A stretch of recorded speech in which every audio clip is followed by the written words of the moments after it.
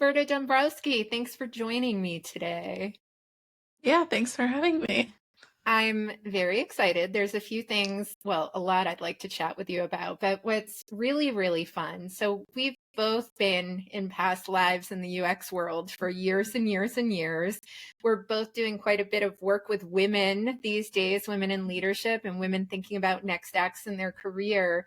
We only met a few months back, which was Yeah. just unfathomable to me. But I've been a fan of your work for years and years. So I'm thrilled to have you on the Mm. program. Thank you, Roberta. Yeah, I so appreciate that. And the feeling is very mutual. I can mention to you that I've been doing research on your work and the types of exercises and reflections you're doing with your clients. And the way I saw that you're describing for your clients to start thinking about themselves is to share the story of you, specifically Mm. thinking through what is your identity, what roles do you play. And I thought to start out, I'd love to give you a chance to share the story of you for my listeners in a couple minutes, not Yeah. hard at all. Yeah. I'm pretty as an introvert too, I'm usually like my story can be very concise. So, yeah, I identify as a transracial adoptee. I was born in Colombia as a baby, grew up in Buffalo, New York. Always felt like an only for that reason because I was growing up and I was the only one in my family who looked like me, who looked a certain way, acted a certain way. My career, when I went to college, I ended up going into media arts and technology. I actually went into biomedical photography at first, and then I was like, I don't want to be in front of a microscope all day long. I'd always been really creative. I loved photography as a kid, and so I kind of was like, what's something that can combine science and creativity? When I graduated undergrad, I had media arts and technology, and then very quickly moved into the tech space, which is over a decade now. I started my career as a learning experience designer. So I was designing virtual in-person training. I ended up really specializing in education products. So I worked at ed tech companies. You've probably heard of a ton of them. edX, Pluralsight, Year Up, held roles in all of them. And then over the years, I actually ended up transitioning into product management and then specializing in user research, which is where I kind of last ended up in a function. Made it all the way to the top of the level as a researcher. I made it to VP at a startup.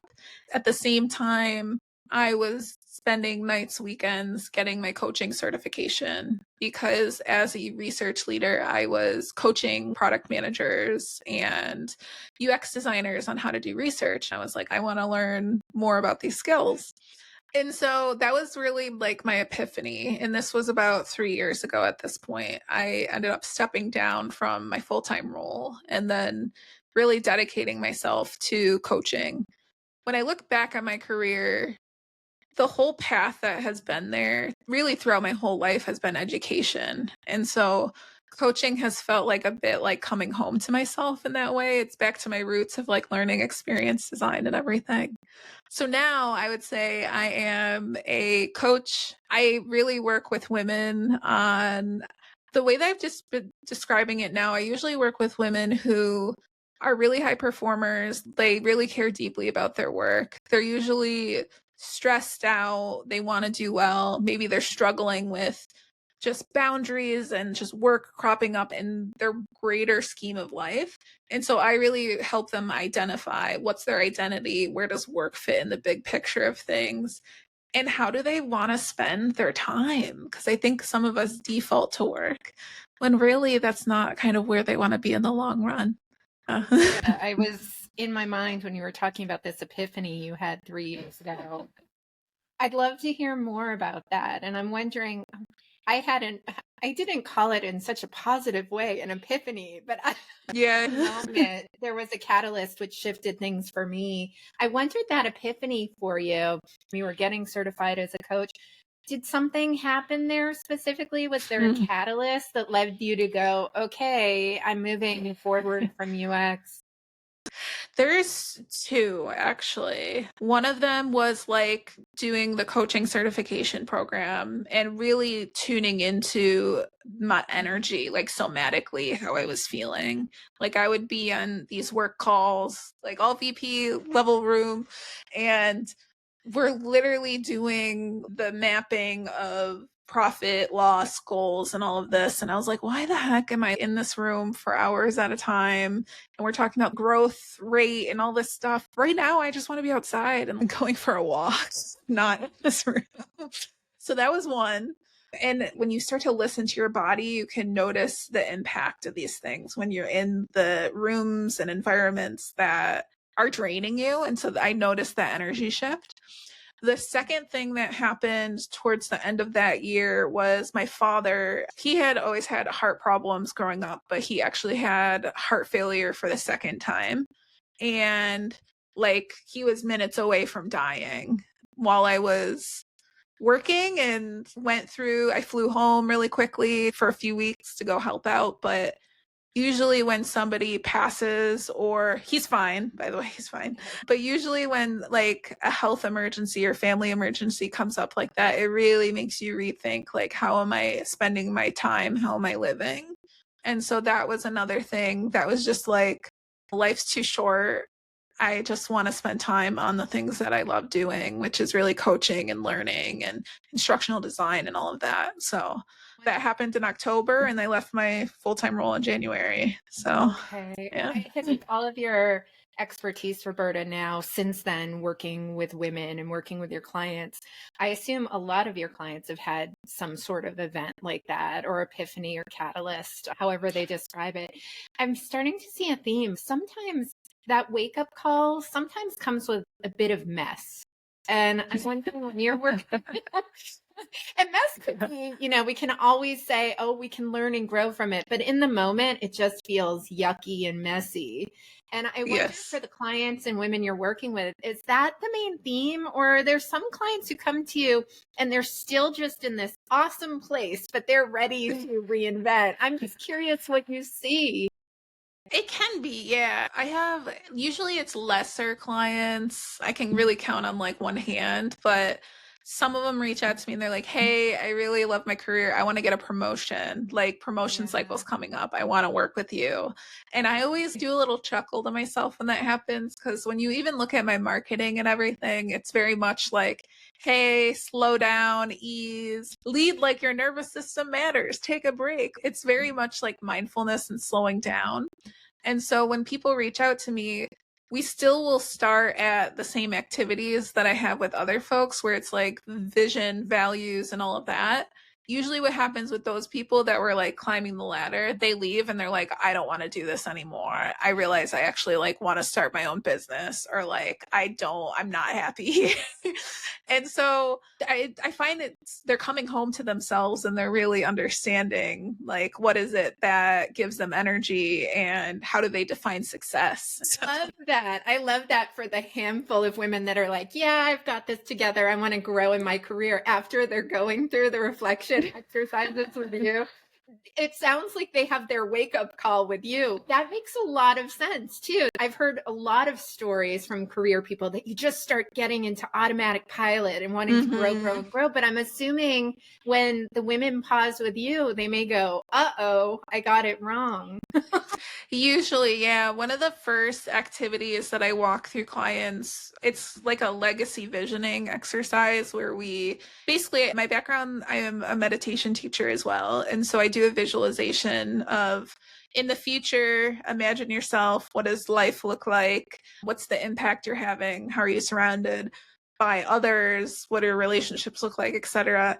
And usually everyone that I do that activity with, it ends up, they cry because of the future that's there and not in this exact moment. And so that's usually the first kind of wake up call that they have. The future and the current are kind of disconnected, and they want to move towards the future a little bit more. And so there's usually a lot of little wake up calls like that. That's usually the first really poignant one for people that I work with.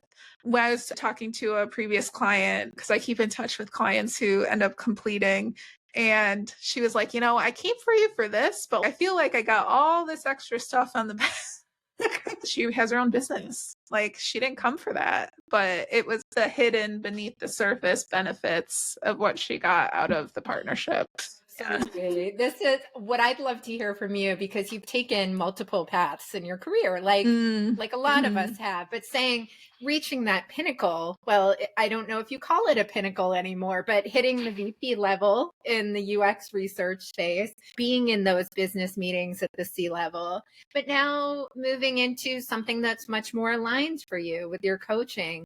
And I wonder if you could go back and speak to your younger self who's just getting started in her career, what is the one thing you'd want her to know that you've learned over these years? Follow your gut and your intuition. I think, especially when I was younger, because I was very creative as a child, I inherited the voice of my mother, which wasn't my own, which was, she always would say, like, you can't make a career as an artist. You can't go to school for photography and do that. And so I listened to it at the time. I didn't know that, oh my God, absolutely you can. And so that kind of set me up to follow this path of identifying success based on how other people described it versus how I felt. And so over the years, I've completely torn that down and I've reset myself up on the journey, but it took really unlearning. And so on every path every twist and turn that I was making later in the years was always based on intuition.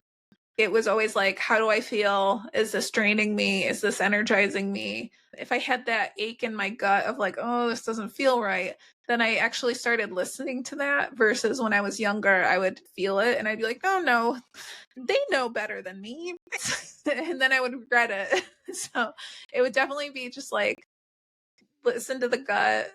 Just everything happens for a reason. Okay, I have to ask you something. And I know we Yeah. both like getting real and raw. We're going to talk about, you're on my podcast this week. So Yeah. the goal is to talk about the real human aspect of life. And there's a question that I really have wanted to ask you because I think about it all the time. You focus on, feeling where your nervous system is. You just mentioned, Roberta, it's all about following your intuition and gut.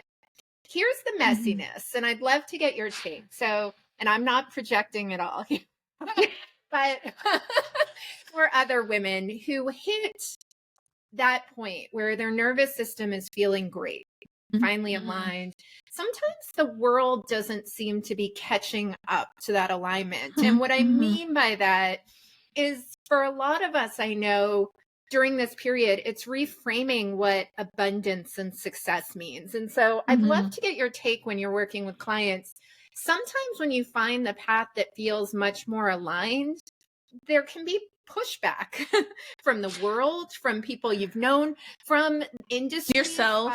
There's guilt. Yeah, absolutely. Financial abundance may not be quite at the same place. Like, how do you get to the point where you've accepted it's about the alignment versus the external things or yourself that are coming and pushing back? What you're talking about is external motivation versus internal motivation. So you're getting to a point, you're realizing internally you're motivated by something else, but externally, the people, the situations are still surrounding you. And how do you operate in that? The real answer is probably the people you're surrounded by at this point. Like if they're coworkers, like friends and family, they're going to be there. Over time, they will change because of how you are showing up and who you are changing to become. But coworkers, company, all of that, likely not going to be there when you're through this metamorphosis, this shift. And so part of it is what you mentioned, acceptance, which is you're accepting things. You're not necessarily excited about it, but you're accepting that some people may not be along for this journey of who you are becoming because they joined the train when you were someone else before. The amount of people that I've had to let go from my life as I've gone through this shift and redefinition has been quite full. People who I thought were my best friends, like colleagues, all of that. But the people who will rise to the surface may also surprise you. You just have to give them the benefit of the doubt and also give them the time as well. It's very hard to visualize the internal changes that somebody is going through. And so when you come to the point and you're like, hey, I'm going to leave this job and do this, they're going to be shocked because they don't know what you're thinking this whole time. It's the first time that they've heard it, and they may surprise you. Can we talk about that shift, leaving UX, leaving the product world?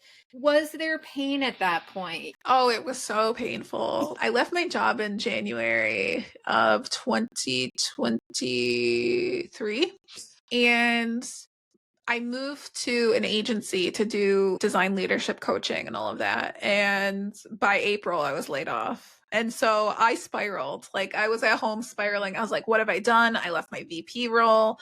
Oh my gosh, can I really make a career out of all these things? Like, everything that you could think of came to the surface.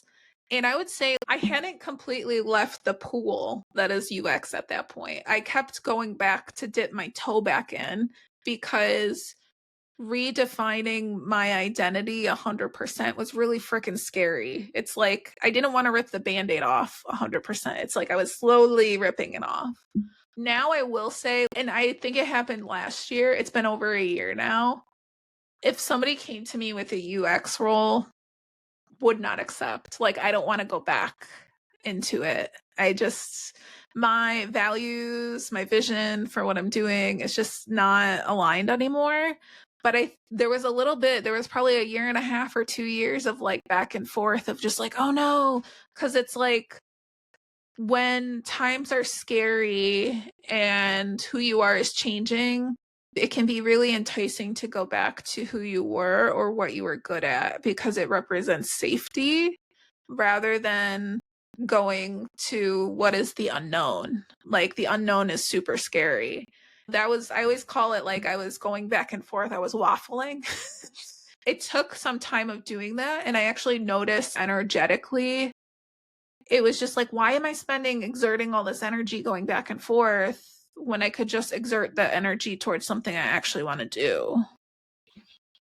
Absolutely. A lot of people think of reinvention as like blowing up what was there before. And I really feel like that's a fallacy, that you take skills and expertise from your past life and you can bring it to what's next.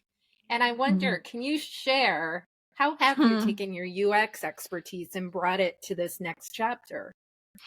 Yeah, I would even say, like, broadly, my learning background too. Like, I would say from a learning perspective, everything. Like, I'm creating learning objectives, all the skills, facilitation, coaching.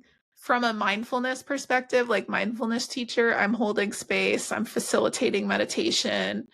From a UX perspective, I think the thing that stays with me the most is the research side of things, the prototyping, it doesn't need to be perfect, just get something out and we'll come back and iterate on it. That, I think, is the biggest lesson, because when you're running a business, it's like, especially me, I have perfectionist tendencies. If I decide I want to design a program, I just want to go heads down into my cave and design this program and come out and present it to the world. And it's like, Roberta, will anyone buy that? It's like, oh, let me slow down and like actually check that first and like set up a wait list and a landing page and like all these things I learned over the last decade of what I should be doing when I'm designing things. So, yeah. Now, let me ask you, you're still quite a new mom this year. Congratulations. He was born at the end of January. He was supposed to come in February. So he's 7 months right now. Congratulations. I am amazed with your velocity and productivity this early on in your motherhood journey. I'm a little bit farther along, where I have a 4th grader. Today's his first day of school. And I describe for people that when I became a new mom, I was still working, but it was a lot of just, I was in this mode where I was working, but it was automatic pilot. I was using my strategic brain all that much. And I wonder, I see you from the outside and it seems like motherhood, you're just balancing it all. But I also know what we see from the outside may not be the full experience. So to the Yeah. degree you feel comfortable sharing, Roberta, how has it been going for you? I know you've been very open about your experience early on as a mom, but can you share a little bit about what that experience has been like? It's been really freaking hard. Yeah, it's been hard. So me and my husband both live farther away from our family. So mine's in Buffalo and his family's in Pennsylvania. And so my son was born a month early.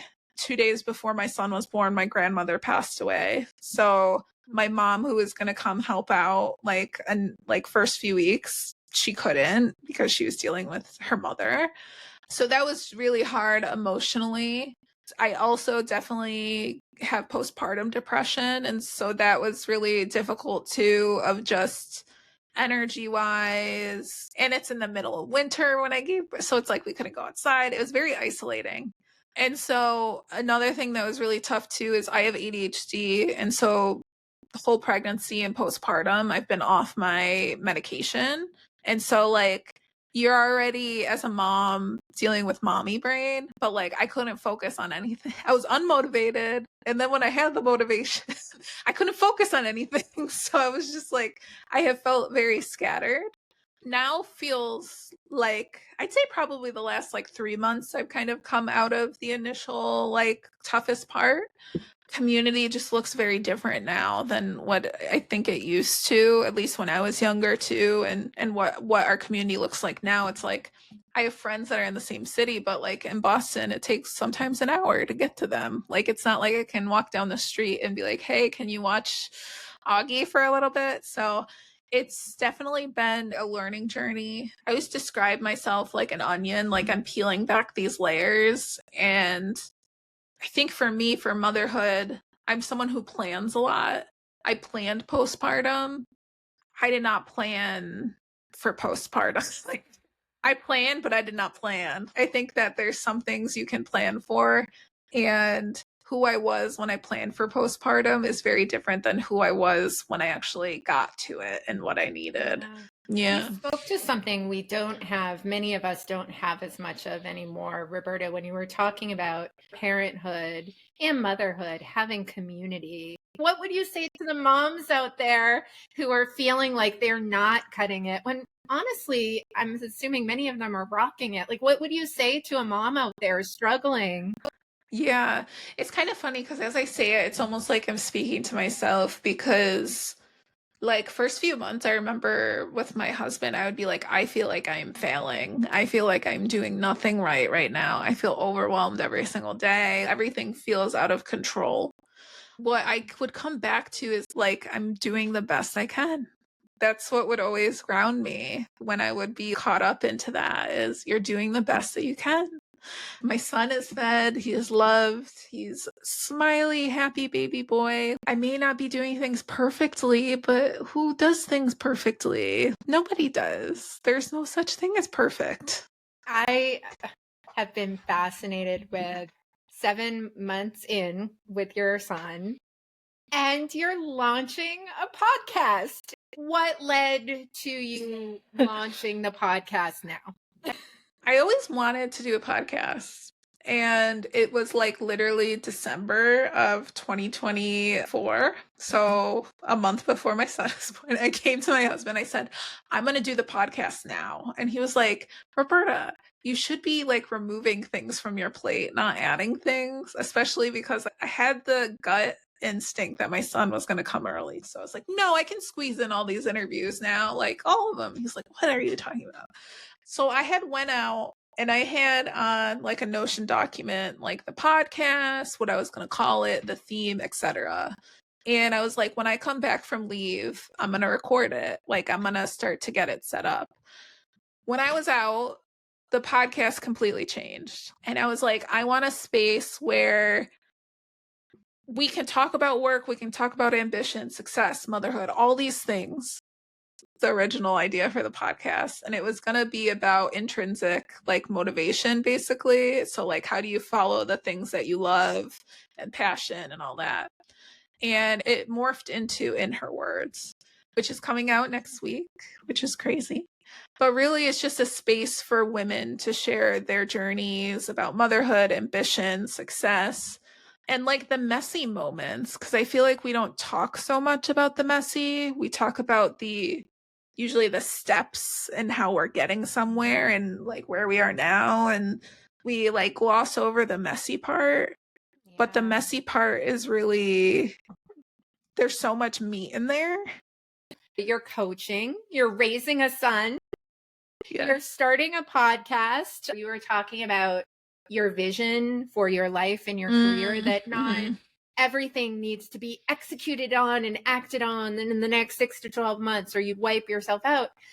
Taking a longer view, I really appreciate that. I've talked with people who are going through that shift, and I know you've talked to many, many women going through that shift, where there's a habit and tendency when you're making a shift from what you were to what your new career in life will be, to try to have that new career in life be just as financially abundant and externally abundant as your old life.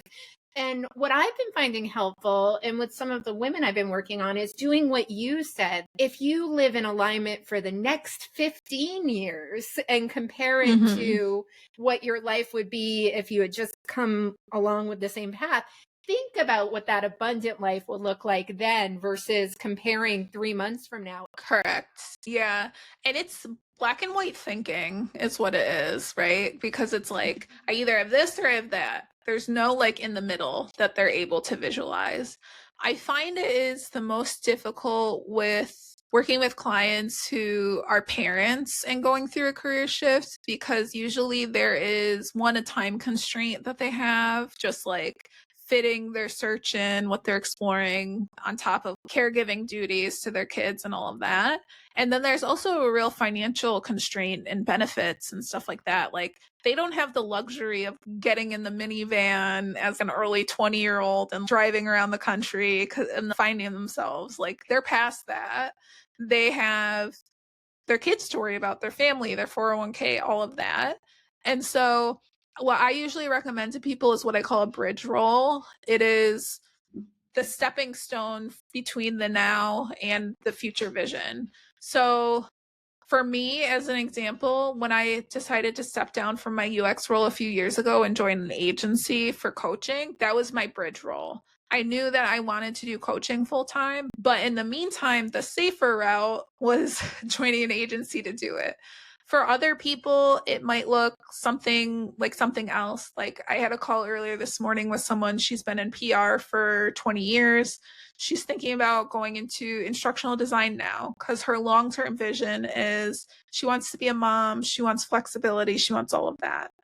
The bridge role, even though she longer term she wants her own practice, is to actually go in house and do it so that she can get the skills experience on this new path. So it can look a lot of different ways, and it's about setting yourself up not for the instant gratification now, but okay, once you get over that hump, maybe it's going to be a hard next 6 months or a hard next year. Once we get over that, what's on the other side? You were saying the Mm-hmm. responsibility when you're a caregiver or a parent. You talk a lot about people having shoulds in their mind. I was specifically Mm-hmm. thinking of, and you're talking about bridge roles. I hear a lot of parents saying, I should take the safe route. I should take a traditional job because they're thinking about their kids. And they're saying, because Mm-hmm. that's, I should because it's responsible. And you've made a very clear point that we need to move away from the shoulds. And I'd love to get your take when we're hearing what we should do. Is there a reframe there? Usually the shoulds that we hear is a voice. I call them like saboteur voices. They're usually something that we picked up along the way from childhood, from a parent, from external circumstances. To get away from that, usually I actually have people face that because it's trying to tell you something. So you should do this. Why should I do that? What is it giving you? What's the truth about that? If you're feeling pulled towards the stability, the paycheck, all of that, that's valid. What's your fear there? Because usually there's a fear lying behind it. And so I have them dig into that because then we can work with it. If the fear is you're afraid of losing the healthcare by going after what you want, then let's make sure you have healthcare, regardless of whether you're full-time or like, do you look on the marketplace? Do you look on something else? So that's usually one approach, is kind of facing it head on. The other approach that I have is magic wand. So I go big, like, what's the vision? If you let go of all those voices of what you should be doing, what would you actually be doing? What's the kind of impact that you would have? And that's just another way of getting to the future of where they're trying to go. I know you've successfully transitioned out of UX and the tech world quite a bit, but I also assume that many of your clients are still in the tech world or maybe transitioning out. And the tech world's a mess. Yes. So it's a mess for many reasons. The economy, the world's uncertain, the world's scary, the world's messy. If you had a client who came to you who had been laid off, who's been out of work for a while, who's been in the tech space, and they come to you with the mindset of, I'm afraid I'll never get a job again in tech. How do you work with a client that's starting there? What would you tell them as a starting point? I laugh because I'm like, part of me, honestly, as a coach, if I'm feeling spicy, part of me, depending on how we're interacting at the time, I just go, okay, so if you can't get a job in tech, what would that mean? What would happen? And we'd go down the fear path. We'd go down the, what would happen? What would that mean? What would you do instead? Then there's the other path I could go down that's like, talking to them about just market and how we come out of it, and like setting up on a different path of what that might look like. So it could go one or two ways, but usually where I start is with the body. I'll say, hey, I'm noticing this seems like it maybe there's a little bit of anxiety or fear here. Would it be helpful to explore that? Where in the body do you feel that? What's coming up for you? Because usually what people, it's like their their nervous system is wild up, and it makes it really difficult to think creatively or even think to the future. And so once I start to ask those questions and it slows them down, usually the real fear and what they're thinking comes out. Sometimes people cry and they're like, oh my gosh, I'm so afraid. Like, this is the real fear. And then we work with it, we work through it. But if they're so amped up, it's usually hard. Like, it's really hard to do a coaching session like that. So we usually I try to slow it down first before we get anywhere. That makes a lot of sense. While I have you, Roberta, I was thinking about your expertise with meditation and helping people really focus, like staying out of the black and white thinking, focusing in the present. Do you have any tips? A lot of people I know struggle with meditation and how to get started.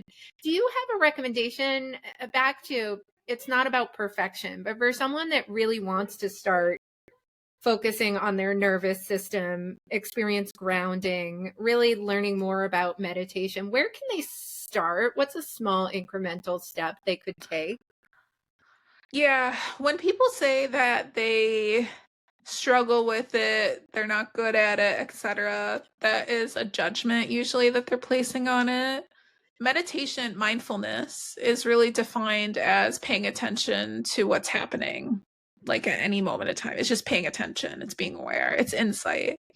And so you can practice anytime. It could be when you are walking outside, feeling your feet on the ground. One of my favorite things to do when I'm meditating is actually tune into sound. So it could be like either I have a song playing or I'm just listening to, like, it could be my furnace making noise or something like that. And then my brain's going to trail off, and then I come back and I come back and I come back. Really anything that stimulates your senses. I have this like smelly aromatherapy thing, like I can unscrew. If I'm in a meeting or something, I'll smell it. It brings me back down to the earth, grounded. So anything that allows you to stay present and just aware and notice. For me, I consider gardening like a mindfulness and embodiment practice. That's one of my biggest one that I practice. Do I also go to silent retreats? Yes, I do. But that is something that a lot of people like, you don't need to do that. That's the image that they have of meditating. You don't need to go to a silent retreat. If you want to, you can work up to that. I will also share with you, I do have meditations on Insight Timer, which is completely free. So I can share that with the audience as well. There are tons of free things, whether you want to do guided or just listen to a song or go for a walk or whatever it might be. So yeah, it's important to find a practice that works for you and not just what is recommended or told by somebody else. Yeah. Roberta, for those listeners who are listening in, specifically, I have a lot of listeners who are women, mid-career or senior women who are feeling stuck. And you talked about the messiness, but they're feeling stuck and wondering what's next. The good news is they know what they've been doing isn't where they want to stay. And I wonder, speaking to that listener, if there's one thing they take away from our conversation today, what do you want them to take away from it? Listen to your body.